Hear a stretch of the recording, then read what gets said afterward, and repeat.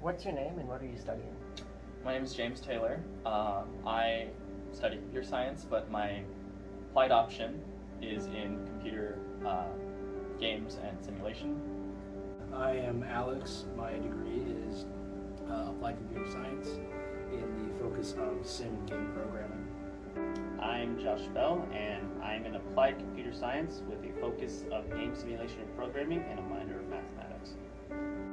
My name is Adam Orberg. I am an undergrad student in computer science with a focus in game and sim programming. So, fall term, when you set off to make this project, what did you guys have in mind? What did you want to make? We decided that we wanted to make a game, and our original idea was to make some type of 2D Zelda-esque adventure game. We brought that to a professor, and he told us that games don't really turn out that well as capstone projects. Didn't exactly give them details on the kind of video game. So initially the project was shot down and we were told, it's not really the best idea to just come up and say, hey, we want to make a video game, and It failed immediately because obviously with just like a title of a video game, nothing would go through. So then we decided to go on like a weather simulator because that has a little bit more depth and has a little bit more like leeway kind of with how things go. And then that got approved, but then when we started like doing research on like what we would have to do, we didn't really want to do that, and that would really help us in our career that we wanted to go through with. Simulate forest fires and things along that line. Just like it was like a natural disaster simulation thing. But none of us really felt inspired by that project. We knew we could do it. We knew it wouldn't be very hard, but we just nothing really inspired us. So we decided to kind of take a step back and look at what we wanted to do, and we proposed Project Space. Project Space is a procedurally generated game wherein it's more simulation-esque. It simulates factions or parties inside of the game, and they make choices that are procedurally generated. Procedurally generated events will happen, and you interact with the game through this kind of interface where you decide what your faction is going to do, kind of like what Civilization is. Described it as like a emergent narrative generator game where everything is procedurally generated and it has like its own narrative, and that got approved. So then when we started doing that and we wanted to initially use Unity, we wanted to add another part of it where we created our own game engine. And how did the project grow and evolve over the course of the year? So originally when we had begun, we intended to use Unity as a game engine, and we later on decided, very briefly after considering that, decided that it wouldn't be a good show of our skills that we've actually learned and practiced at OSU. So we decided that making our own game engine from scratch would be better. So it morphed into this make a game to more of this make a game engine, which we can then make a game out of. Creating our own game engine. And that's pretty much the biggest evolution that it had. Our project partner, Mike Bailey, was the one who suggested that we make a game engine because we could use all of our knowledge from our computer graphics and our shaders courses and put that to the test. And what was your role in the project? My role in the project was focusing on creating any graphics and models that we used. I created kind of our header titles image that we have. I created a plethora of models and some procedurally generated planets and rocks and other extraterrestrial things. I was the lead UI and designer for the game itself. I was dubbed lead programmer. Most of my work was technically lead game engine programmer. I focused mostly on getting the random engine generation working for the game system that was to be used for many different aspects of the game that we were trying to create.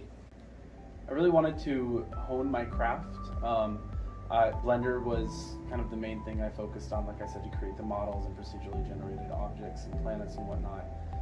So I really wanted to improve the knowledge that I had. I had very little to begin with. I'd maybe used Blender once or twice, and I've used Photoshop once or twice here in the past, but I really wanted to kind of excel and move forward in my knowledge and just kind of exemplify what I know. And I think I did that pretty well. I learned to use Blender pretty much to its fullest extent. I ended up crashing my computer a couple times because I made things that were too detailed. But I found a good middle ground where I could make things that were nice looking but not overly detailed and kind of fit the artistic style of the project. I wanted to learn how like a real UI is initially thought of, created, and implemented.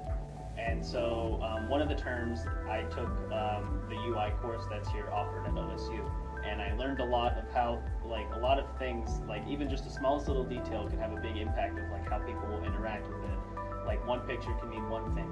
A very similar picture with just a slightly altered portion can mean a completely other thing.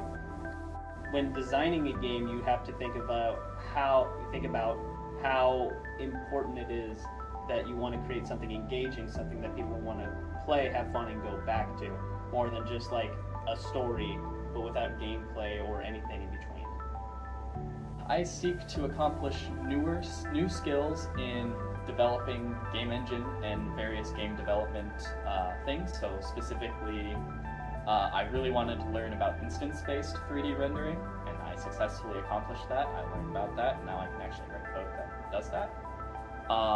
Batch rendering for 2D stuff, and then more specifically, I learned a lot more about how OpenGL's internals, which was really fun.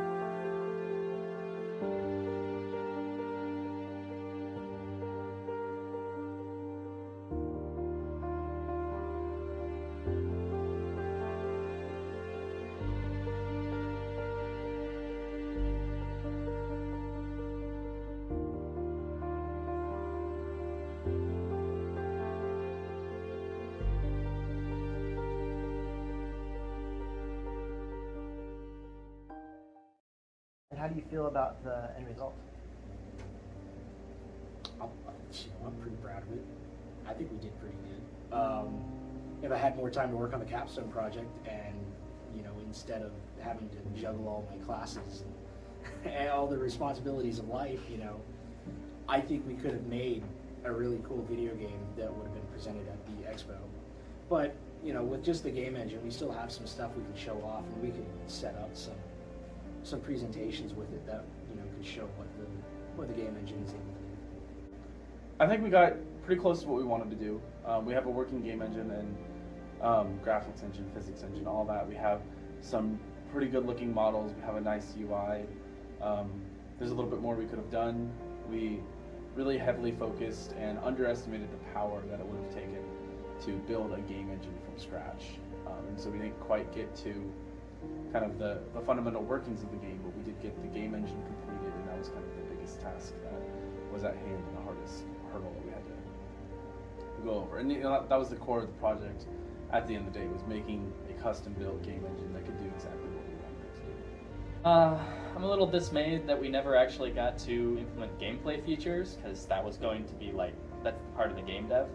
However, I really, really like game engine development. That low-level systems aspect is very apparent and desirable to me. I like interacting with graphics devices. And basically, overall, I had a real fun time. It felt like a lot of work while doing it, though. I think that it's really cool. I think that having a game engine is way more impressive than having just a game itself created in Unity, because kids in high school can do that, have a nice, fun little simple game. But creating a game engine itself takes a lot more work and a lot more effort than just something that we could build in like a few days.